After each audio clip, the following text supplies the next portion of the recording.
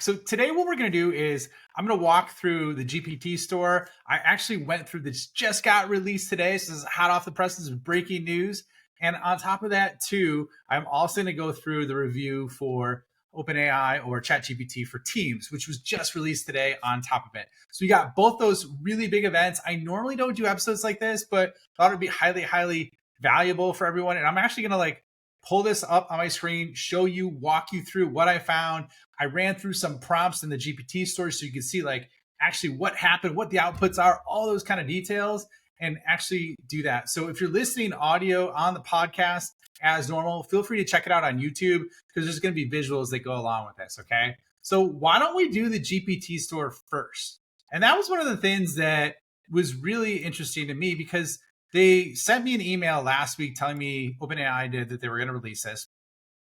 And then what happened was from there, they basically said, okay, there wasn't any, I didn't get another email today. I didn't see anything. It just started popping up on social. So I'm like, all right, I got to jump on this. All right. So if we kind of look at this, I want to walk you through, well, first of all, let me walk you through at its core level, what's kind of going on. You're going to see me looking over the screen because basically it's over here. So if we look at exploring GPTs, right? So let's look at this. This is where the new GPT store is. So if you have it here, effectively you can explore GPTs, all right? And so what it's going to have is it's going to have basically a search function, what's featured, and then on top of it, it categorizes it across multiple areas. It's got trending, it's got, by ChatGPT, what they actually made, which I haven't even gone into some of these, like Coloring Book Hero or Data and Analyst. Like some of these I assume might be really good for the niche use cases. You have DALL-E, right? So those are all for image, anything from image copy to super describe to logo GPT, right? Then you got writing. So that's like humanizing AI, making it sound like you. On top of it, SEO optimized blogger, Write for Me. Productivity's got things like AI PDF, like how to search through PDFs, thousands of PDFs. Canva's on here. Video GPT by Veed. Slide Maker, which is to create PowerPoint presentations. That was pretty interesting. And then we got research and analysis, programming, education, lifestyle. Okay. So those are all the core groups. So you have, it's really interesting. Some of these cross over into business. Some of these are personal, like lifestyle, right? But one of the things that I did is I'm like, all right, let me just walk into this like I've never seen this before and like how I would interact with it. So I popped on the screen and one of the things that was interesting is I just looked at what's trending. And I think part of what's trending is basically, some of the ones that are top trending are effectively the top 4 that were featured. And the one that caught my eye was consensus. So this is like your AI research assistant. So effectively what you can do is search over 200 million academic papers. And so in doing that, that's one right here. I actually tried this. I'm going to walk you through the workflow because I think there's some really good things about this that are amazing. And there's some things that are cause for concern in terms of my optimism for the GPT store, right? So let's do the review research. And I want to show you how this works in real time. I have a really funny one too with the video I'm going to show you. Didn't turn out amazing, but it was pretty freaking funny. So let's see, I'm having an issue now as I try to go back to the entire chat. Let's see what happens. Let me re-pull this up here. Nothing better than a challenge right when you're in the middle of doing a demo. So anyways, well, that's real life. All right, so let's go to the top here. I'm going to show you kind of what I came up with as we see. So I said, okay, identify the top 5 most useful business use cases, most use case papers for AI and work, because that's something that I really focus on. So the interesting thing is it came out with the different papers, right? It came out with 5 different ones. Some were from 2018, 22, 21, 19, right? And there's some of these that were good, right? And then some of these were maybe not a direct hit. So the cool thing is you can keep chatting back and forth with this. I said, okay, thank you. Please only provide papers from 22 and beyond. So then what it did is it gave me all updated papers. And what it did is it had links to these papers, okay? The really interesting thing is if you click on this, it goes to Consensus, which is the designer of this, and it takes you to their website, and it's kind of like blurred out, so you have to create an account to do this, okay? So that's really, really important because that's what reminds me of kind of what happened with the plugin store where there were some theoretically really good plugins, but then all they're trying to do is pull you off this platform into their platform, right? Now, it doesn't mean Consensus doesn't have a good business model or anything, I logged on, you get 20 free credits to check out different research papers and have it summarized, have it analyzed, all those kind of details, right? So I did that and it was a decent experience. However, what I see with this monetization model as it is right now, being that there isn't like a clearly defined one, that's what companies are going to do. Everybody's going to try and offer some free value and then pull you off of here onto their website. All right, so that was one of the ones that was trending. If we go back into exploring the GPT tab, go back into this, the other one that I took a crack at was this one called, let me scroll down, this is on trending, and I clicked on see more. I have used Grimoire before, which is a coding wizard. That's pretty cool. It takes some time to go through it step by step, but it helps you create a website and do some other really unique things. So I thought that was pretty cool. And for some reason, it's not pulling up. Oh, here it is. Video GPT by Veed. Okay. You're going to laugh your butts off with this one.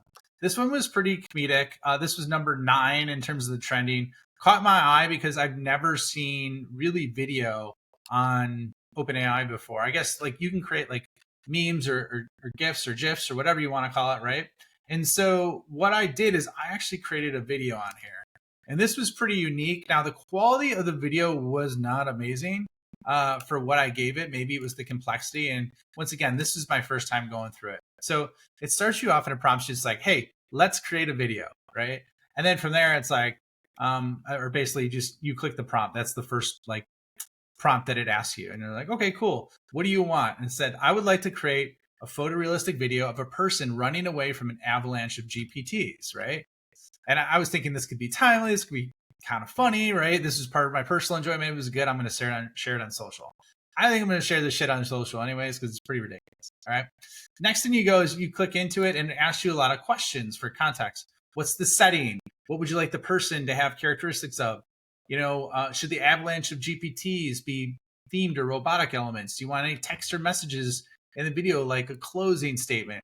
Is there a particular model, mood, or tone you're looking for, right? And it gives you ideas and understanding. So that was pretty good. I'm like, all right, I'm going to play along, right? So I answered it. 1, mountainous. 2, middle-aged man with a dad bod, right? I want a dad bod running away. Number 3, make them friendly, but amazingly large amount of quantity of the GPTs. 4, the text should start with the video should be the GPT store's launch, and it should end with have a nice day. Make the mood like serious, but at the same time funny, right? So it makes people laugh. Okay, so then it verified what I said. And then I said, it says basically aligns with your vision, click continue. So I click continue. And then the video was created, right? Now here's the awesome thing. So it gives you a link to click on it. And the title of the video is Dad Bod versus GPT, which I thought was the absolute amazing video. Now, the first time I clicked over, as you can see here, it says rate exceeded. And then I clicked on it again and it went through. Maybe not. It keeps saying rate exceeded. Maybe it's because I have it. Hold on. I have it on another screen that I think you'll like. And for you normal YouTubers, you're going to murder me because like this isn't all perfect dialed in and edited. Oh, here we go. And it's doing it. It timed me out of all the V's. Okay. Darn it. I'm going to have to share this with you. Okay. I'm going to have to share this with you. Oh, maybe I found it. Here you go. It's probably because I have multiple context windows open for it. Okay. So it takes me to the Veed video site, right? I'm going to pull up my dad bod video so you could check it out. All right. So let's go in here and maybe it will work. Maybe it will not. If not, I'm going to have to show you the next one. But I thought it was pretty freaking hysterical because it was really bad, but it still made me laugh. You know what I mean? It didn't quite hit on what I was looking for. And granted, maybe like a dad bod with a load of GPTs chasing after it is a little more complex than many would assume, I guess, if you're kind of going through this. So it's loading right now. And so I'm going to show you here. Let me show you this. This is going to be hysterical. Maybe it's going to totally bomb, right?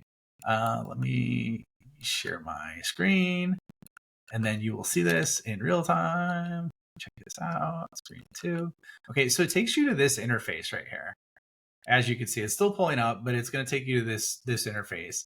So you're going to see what it's like. Okay, still holding. Based on the video rendering, I don't know if it's going to go through. So what it came up with this video where it was basically looking And it isn't.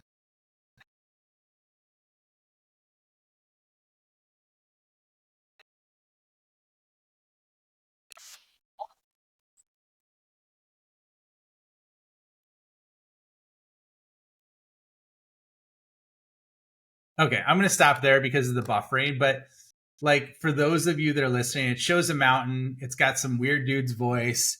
It shows the side of, it shows a path and it shows a mountain. And then it, for the GPTs, it shows this random like green screen with like this cartoon cat that's looking around. And so, anyways, it gets a little bit better as it goes on. I'll publish this full thing so you can see what it's like. But I was cracking up because I was like, okay, this is pretty funny in terms of what the potential is for it. It's definitely not like a Pika Video or Pika Labs or Runway ML by any means, but I think it was a good try. So I wouldn't give it a 10 out of 10. I would give it maybe like a 5 out of 10 or a 6 out of 10. And I know if you edit it, probably get it up to a 7, right? And that's where it's at right now. Now, granted, I think video is going to take a massive leap forward this year, next year. So that is that one. All right. Next step, I'm going to show you one more. And this was really another one that I've looked at. And it was kind of interesting. And I don't know if I just ran into a bad example, but I also looked at there's basically a search engine for GPTs. Okay. And so what it was is it's a 22,500 plus best GPTs. It's actually a GPT app to find GPTs, right? So you could use it. And the interesting thing about it, maybe I'll do this in real time, but like the interesting thing about it is I've used that. I tried it this time and it did not successfully work. All right. So I don't know exactly what happened there, but it was something I tried and it didn't really nail it from that perspective. Okay. So what I would say is when you're using these tools, you're using these GPTs, there's new things that come out like the video, there's new things that come out like the the GPT meta search engine for GPTs. Sometimes it's going to work amazing. Sometimes it's not. Sometimes you just need to work with it a little bit. That's what happened on the research side with pulling up the papers. And so that was something else that was very interesting from that perspective. Okay. So a couple of things I am going to share with you is I want to show you something really unique. And this is really the team plan. So I want to talk to you about what that is and what the implications are of the GPT team. Okay. So I think this is really interesting. If you look at, and I'm going to share my screen again, right? So you can see the visual. This is directly taken from OpenAI's website. And at the same time, I actually logged into that. I upgraded, and you'll see what's happening. So this is what's including for GPT teams. Basically, if you look at the advanced models and tools, it's GPT-4, DALL-E 3, advanced data analysis, browsing, image, voice, and input, create custom GPTs, and then share GPTs and chats within your workplace. All right. So those last two are your own GPTs within your workplace that you could share only for the people, right? Besides just a link that's not very secure. And then at the same time, you could share those and chats in your workplace. Now, you can currently share chats right now, and you can currently share GPTs now. However, there's a whole other section, as you see over here, on security and privacy. There's an admin console, a dedicated workplace. You can do both member management, admin roles, and then this is the last one. We will never train your business on your business data or conversations.